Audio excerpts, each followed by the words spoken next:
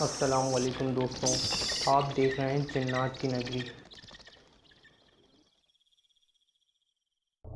السلام علیکم ویورز، امید کرتا ہوں کہ آپ سب خیریت سے ہوں گے۔ آج کی اس ویڈیو میں آپ کو بتاؤں گا مشرق وسطیٰ کے پراسرار اور آسیب زدہ مقامات کے بارے میں۔ ویڈیو کو شروع کرنے سے پہلے اگر آپ چینل پر نئے ہیں تو ہمارے چینل کو سبسکرائب کر دیں اور بیل آئیکن کو ضرور پریس کریں۔ تو چلیے بڑھتے ہیں ویڈیو کی طرف۔ مشرق وسطیٰ کی تاریخ سینکڑوں سال پرانی ہے۔ دنیا کے سب سے بڑے مذاہب عیسائیت اور اسلام کے علاوہ دوسرے بڑے مذاہب کی ابتدا بھی اسی خطے سے ہوئی۔ آج کی اس ویڈیو میں ہم آپ کو بتائیں گے مشرق وسطیٰ کے پراسرار اور آسیب زدہ مقامات کے بارے میں۔ بالا عمان، سلطنت عمان کا گاؤں بالا، وہاں کے مشہور شہر نوزوخ آدھے گھنٹے کی مسافت پر ہے۔ زمانہ قدیم میں آباد ہوا یہ شہر عرب کے ممالک میں جنات کی جنم بھومی کے طور پر شہرت رکھتا ہے۔ لوک داستانوں کے مطابق یہاں کے لوگ گائیں اور بکریاں بن گئے اور اعلیٰ عہدے پر فائز لوگ افسران بھی دن بدن غائب ہو گئے۔ یہ سب آج سے 400 سال قبل اس وقت ہوا جب وہاں کے شہری کو سنسار کر دیا گیا۔ اس شہری نے مرنے سے قبل اپنے پیروکاروں کو اپنی قبر پر مقبرہ بنانے کی نصیحت کی۔ بعد ازاں اس کے مقبرے کو قلعے میں تبدیل کر دیا گیا۔ یہ افواہیں وہاں آج بھی گردش کرتی ہیں کہ وہ زندہ ہو کر واپس آ گیا اور لوگوں کو کالے جادو کی تعلیم دی۔ یہ بھی کہا جاتا ہے کہ بالا گاؤں کا ہر مرنے والا زندہ ہو کر دوبارہ جن کے روپ میں اسی گاؤں میں واپس آ جاتا ہے اور کالے جادو کے ذریعے اپنے مخالفین کا سکون غارت کر دیتا ہے۔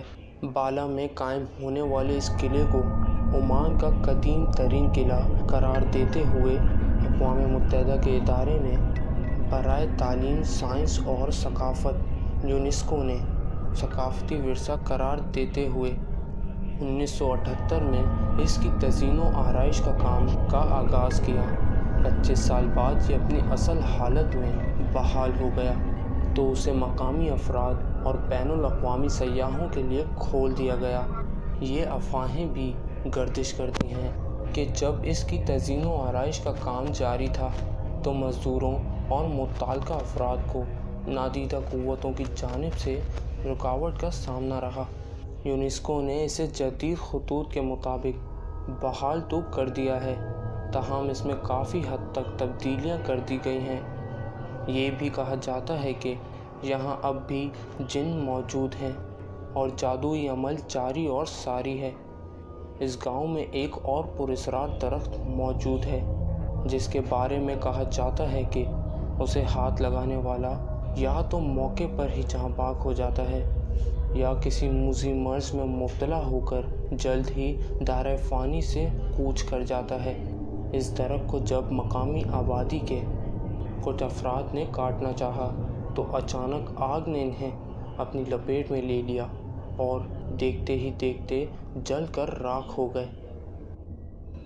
جدہ کا پراسرار گھر سعودی عرب میں موجود جدہ میں واقع یہ عمارت بھی پراسراریت میں کسی دوسری عمارتوں سے کم نہیں۔ بہت سے لوگ جو جدہ میں رہتے ہیں وہ اس پراسرار عمارت کے بارے میں جانتے ہوں گے۔ اس آسیب زدہ عمارت کے بارے میں کہا جاتا ہے کہ آج تک کسی نے اس عمارت کے قریب بھی بھٹکنے کی کوشش نہیں کی۔ خوش فہمی میں 16 بہادر افراد جو اس میں داخل ہوئے پراسرار طور پر وہ غائب ہو گئے۔ ان تمام 16 افراد کو آج تک تلاش نہ کیا جا سکا۔ نہ ہی متعلقہ ہاؤسنگ اتھارٹی اور نہ ہی ٹیکسی ڈرائیور اس عمارت کے قریب جانے کا سوچتا ہے۔ یہاں سینکڑوں کی تعداد میں چیل کوے منڈلاتے ہوئے نظر آتے ہیں، جبکہ کچھ افراد نے دیوار پر اسپرے سے ایسے نشانات بنا دیے ہیں کہ لوگوں کو اس خطرے کے بارے میں بتایا جا سکے۔ دیکھنے میں تو یہ عمارت بالکل صحیح نظر آتی ہے، جیسے ہی اندھیرا چھا جاتا ہے اس کی ہیبت دیکھنے والوں کو دور سے ہی خوف زدہ کر دیتی ہے۔ لبنان ڈیزرٹڈ ہوٹل۔ لبنان کا یہ ہوٹل 1922 سے 1925 کے درمیان بنایا گیا تھا، لیکن لبنان کی خانہ جنگی میں 1975 سے لے کر 1990 کے درمیان یہ ویران ہو گیا تھا۔ مسلح مذہبی گروہ نے اس پر قبضہ کر لیا۔ اسی دوران اغوا، تشدد، قتل اور موت کی کہانیاں اس وقت کی روزانہ کی خبریں تھیں۔ یہ ساری کہانیاں اس ہوٹل سے ہی منسلک تھیں، جہاں مسلح افراد لوگوں کو اغوا کر کے اس ہوٹل میں لے کر آتے، تشدد کا یہاں ان کو نشانہ بناتے اور پھر ان کو قتل کر دیتے تھے۔ مالکان نے جنگ کے بعد اس ہوٹل کی تزئین و آرائش کی کوشش کی، مگر یہ ممکن نہ ہو سکا۔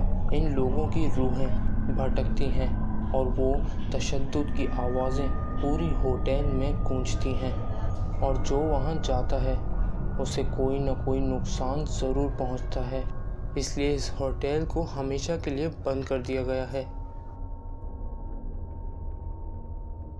ہمارے چینل کو سبسکرائب کر دیں اور بیل آئیکن کو ضرور پریس کریں تاکہ اسی طرح کی خوفناک ویڈیوز آپ کو ملتی رہیں۔